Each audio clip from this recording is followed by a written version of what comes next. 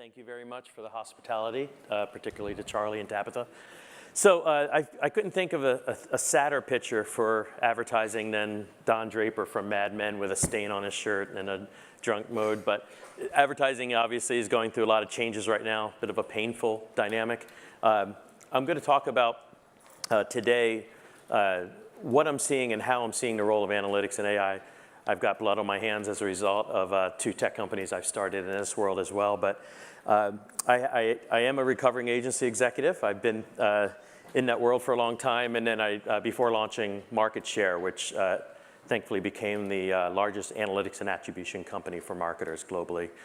Sold that to Neustar, sold Neustar, and then joined Upfront Ventures last year as a board partner there to help drive dynamics with investments in, excuse me, in US. Upfront's one of the largest VC firms in the States. It's an exciting industry, as those of you who are involved. By the way, just by a quick show of hands, how many people are involved in the marketing industry, per se? And the technology space, just pure tech?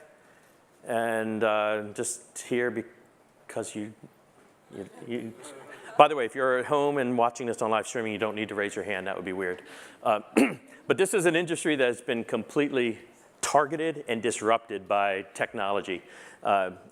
Think about it 20 years ago when there were a handful of television channels or radio stations or newspapers where money was being allocated. All of a sudden, the growth and the money focused from the Googles and the Facebooks of the world have completely upended that. And it's working. People are spending more and more time consuming content and engaging on digital platforms. R&D budgets, if you just look at the dollars being invested from an R&D standpoint, just dwarfs most of the traditional industries. And that's changing quickly. And obviously, it's working. We're seeing more and more what's called share shift, money being shifted from traditional media to digital. And as a result, it makes it easier to automate. As more money goes from manual to a digital platform, so does the world of automation and programmatic that follows. Big numbers. I mean, just last year, we've seen 60% just controlled by Google and Facebook. FT in December said it was 84% globally, excluding China. Enormous change happening in that world. I've been excited about the application of analytics for over 20 years now. How do you use data to make better decisions? That's really a passion area of mine. And I look at analytics and AI and machine learning as interconnected activities. And as the last panelist mentioned, they're not substitutable. They complement each other. They're related. Most companies are still trying to figure out the basics. And most companies are still at this path of looking backward, using analytics to do reporting or to do monitoring or analyzing it. I'm excited about the next phase of that, which has really been happening for the past 5 years. How do you use analytics to look forward? How do you use AI to drive automated, forward-looking decisions? That changes the game. It takes the risk out. It allows you to be more agile. It changes the whole ecosystem. And that's really, you'll see in a moment, some things that I'm excited about on the technology front. I think as it relates to decision making, I see AI really as almost augmented intelligence as opposed to artificial, because I see it helping executives make better decisions about how to allocate money. Where should the next dollar or pound or euro go? If there's a weather event happening in 2 days, let's move the money if people can't get out of their house to go eat at McDonald's or go to Zara. So how do you do that on an automated, course-corrected manner? That's happening today. How do you get the attribution right? In my background, how do you actually understand if you spend this and this and this and this, and it gets very muddy, how do you know what's actually driving business performance? Not just short-term, but also long-term oriented. What's building brand? What's actually driving, if someone walks into a store and then uses their mobile device to make a purchase, understanding the interactions between those activities is really important. Otherwise, your decision-making will be wrong. I think looking at AI as a way to build connections is interesting. I'm seeing businesses around the world right now using facial recognition. If you look at what Facebook is doing, it's 96% match rate now. It's 1% right now better than humans can do in terms of facial recognition. So the technology is changing our ability and also businesses' abilities to understand who their customers are, what motivates them. If they sound tired in a fast food line, you can actually make suggested offers real time based on what's being picked up. It's happening at McDonald's in a test right now. Or in banking, where I've spent a lot of time, using the analytics to figure out who next likely purchase or what the most likely offer should be, using AI to do that rather than humans or CRM software, actually leads to business performance lift. That's the goal. That's the goal of all this. How do we make better decisions that lead to more profitable revenue? You know, products that we're working with, I'm seeing around the world, Stitch Fit or Nanit, one of our investments, or Ring, the doorbell company that was one of Upfront's big investments. The ability to use that technology and data and computer vision to make better decisions on the fly is a game changer. It adds more value to the consumers, and it's also a more profitable way of operating. And an orchestration is the last piece of this, which I'm excited about. A friend of mine, Mark Pritchard, is a global CMO of Procter & Gamble. And he's come out very strong about the idea of starting with, every plan starts with, how do you deploy data? How do you gather data? How do you deploy analytics? What's the measurement strategy going to be? How do you start to build internal teams? That's something they've done a lot of. As it's not been good news from an agency perspective. They've cut their budgets significantly. I think $400 million in the past year. 25% of their total budgets have been cut for external use in exchange for building this internally. Because as I said earlier, as more money has shifted from offline to digital, it's making it easier to do planning and allocation and implementation by internal teams and ultimately by AI and ultimately by automated programmatic. How do you also disrupt mass marketing? Many brand managers now at some packaged goods companies I know will get fired if they come forward with a plan that has more than 50% of their budget in traditional media. So they're being pushed from all over.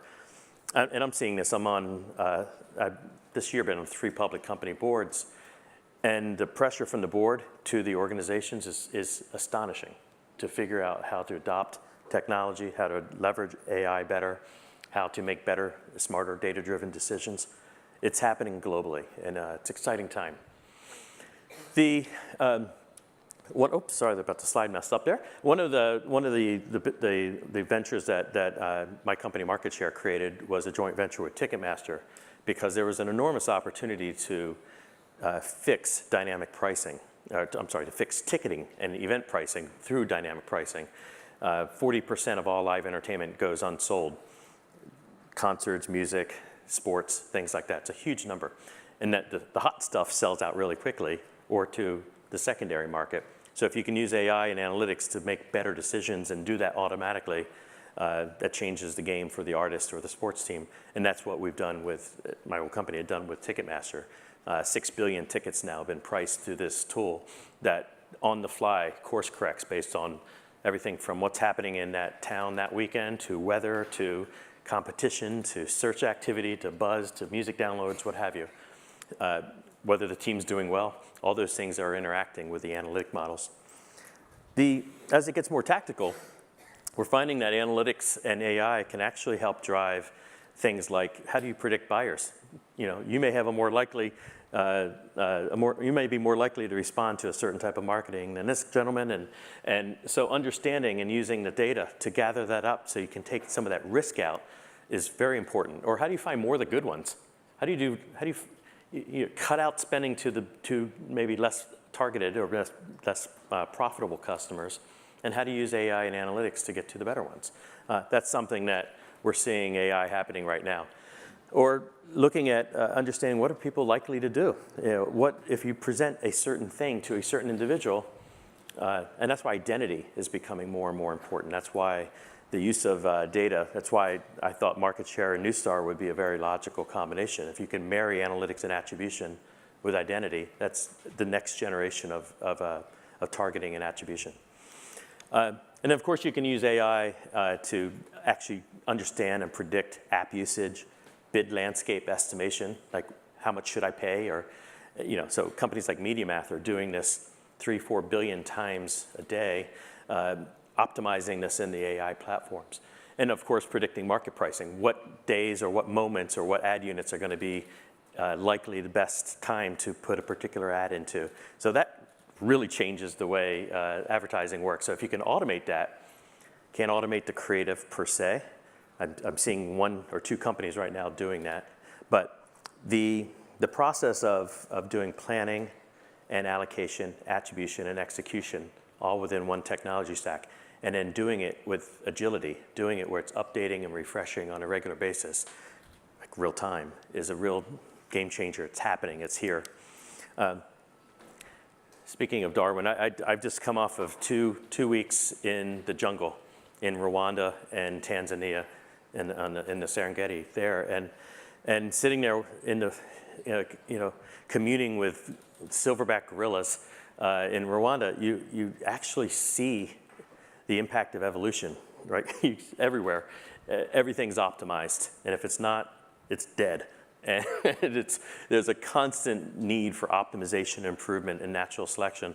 And I'm really seeing that in business happening right now. I'm seeing that happening with marketing organizations that either get this or don't, or CMOs that get this or don't. And I think it's a very interesting, a pivotal time for the marketing industry. One of the biggest challenges is creating an ROI culture for a company, creating a culture of accountability, of reward, not creating fear, not creating negative reinforcement for risk taking. Because it's more risky, I think, right now to do nothing than to try new things. There's that much change underfoot right now. I think that, but most companies are still having a trouble with actually answering these questions. This is, my friend Terry Kowalzer has a company called Luma Partners that puts out this Lumascape every year. These are actual technology companies involved in the marketing and advertising space right now. It's a nightmare. If you're a CMO, a friend of mine who's the CMO of MasterCard told me he gets 350 calls or emails a day from companies trying to get in the door there. And you just can't do it. You can't handle that. So how do you cut through this noise and figure out what do you actually need? So I've got a roadmap at the end of this that will give a sense of where I think companies should be investing from a technology standpoint. The eBay CFO, Bob Swan, told me this once. I thought it summed it up great.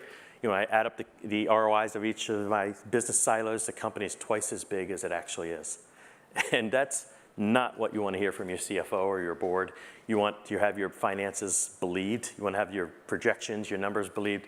You don't want to weaponize the data. I think we're entering this era of transparency where analytic results have to be trusted. The business performance has to be a common metric. It can't be 10 different metrics that are being used, again, to weaponize. Otherwise, it loses all credibility. I think that one thing that's also kind of scary for me is the companies that don't have supportive CEOs or boards that really literally don't get what we're talking about. A company I was with recently in Japan, the CEO said, "We have all this data, go do something." That's what he told his executive team. He's still the guy who gets his emails printed out by his secretary so he can write responses so she can then go type them back and send them off. So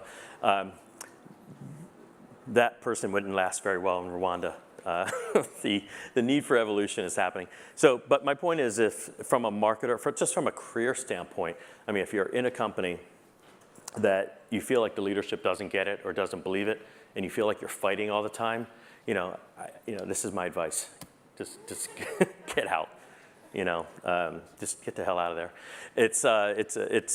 There are a lot of exciting companies looking for smart people. And by the way, LA is hiring like crazy if anyone wants to move to Los Angeles. So greatest number of engineers produced by any city in the world.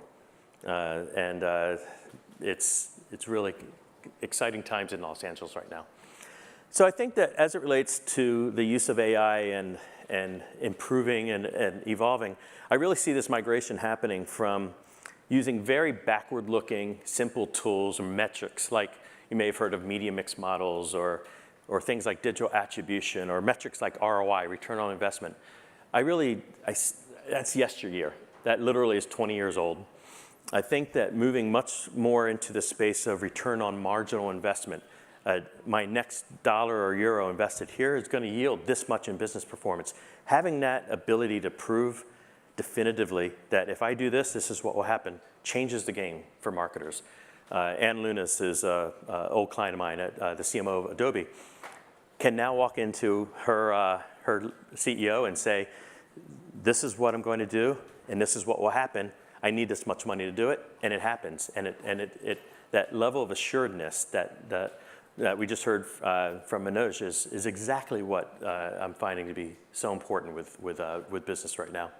Looking at lifetime value, looking at the total value of a customer, and understanding how these things interact to drive the best business performance. Having predictive and prescriptive analytics is critical. Part of getting to this point is having the right technology stack. Back to that Lumascape, it's a mess right now. So I think that what I'm finding, though, is many CMOs are really being given the responsibility for building out this technology platform. It's not really falling necessarily in the land of the CIO. They've got much bigger fish to fry. So we're finding that CMOs are all of a sudden becoming chief marketing technologists as well.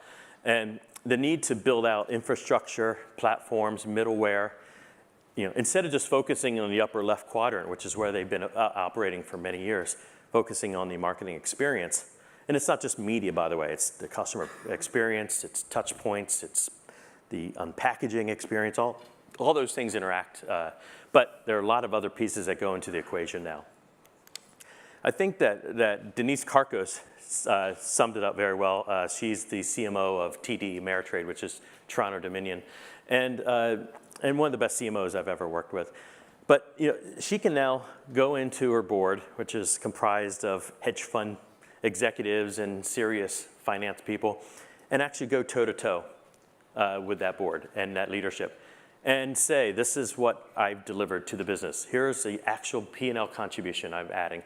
Here's what $1 invested in marketing is yielding in terms of, net new customers, which is an important metric, or net new assets that are coming in the door. So looking at those variables, looking at how to create much more predictability, much more forward-looking view into the business has completely changed the game for Denise and others. So there really is that interesting subset of CMOs I'm excited about, because it's working. When you actually deploy the right AI into these businesses, we're seeing big lifts. We're seeing 3 to 15% business performance in sectors. You can't compete with that if you're not deploying. It's impossible to compete effectively. So I think in terms of the plan for next week or tomorrow, if you wish, I'd like to understand, if I were you, what are the areas that can be most improved and helped by the use of AI and this sort of technology in the organization? Maybe it's marketing, maybe it's R&D, maybe it's product innovation, maybe it's customer service. Where can this sort of technology actually be most successfully levered? And how do you baby step? How do you create successes? How do you create some easy wins that you can merchandise and then politically use that as a way to move up the stack? How do you get the executives and the board and the other team leaders excited about this? That's a big piece of this as well. It's hard to just be your own person fighting this. And then how do we actually understand what data do you have? Where are the pockets of data opportunity? There's only one company in 20 years that I've been involved in that didn't have the data to do what we're talking about. Everyone, early days at market share, no one thought they had the data. They all had the data. It was all just pocketed away in different places. The data exists to do this sort of work and to train the models. It obviously, by definition, unstructured, which is where AI can be very useful. What infrastructure and team do you need? It may need to be outsourced at first. Ultimately, like P&G is doing, you need to really own this. You can't relegate decision-making anymore. when you need this kind of agility and speed. And then lastly, decision engines are the technology stack that I think is very exciting. I'm writing another Harvard Business Review article, and this is going to be centered around this idea of decision engines. But every company has basically 7 technology platforms that they need. There's perfunctory ones like data and automation and workflow and reporting. But as it relates to how you allocate your money, campaign level optimization or execution programmatic, those are really essential to get right and to not think, I've not found one company that can do all of them well. They all like to, all the tech marketing clouds do, but they don't have all the components yet. So it is finding the best combinations. I'm also finding companies are excited about partnering with either doing M&A to buy, build, or partner, or to partner with the VC community. We're doing hackathons often with some of these companies. Walter Delf and Jeff Schumacher are friends who run BCG Ventures. Amazing business, and what they do is they partner with large companies to help bring innovation and drive breakthrough ideas that just can't be done in organizations because of fear of failure. So there's lots of different things that can be done about bringing this, but it's an exciting time. I think that it is a different world than we've ever been in. It is the beginning, I think, of the new world that we're all gathered here to celebrate. And I'm excited about how you can marry capital, ideas, and technology together. Thank you very much.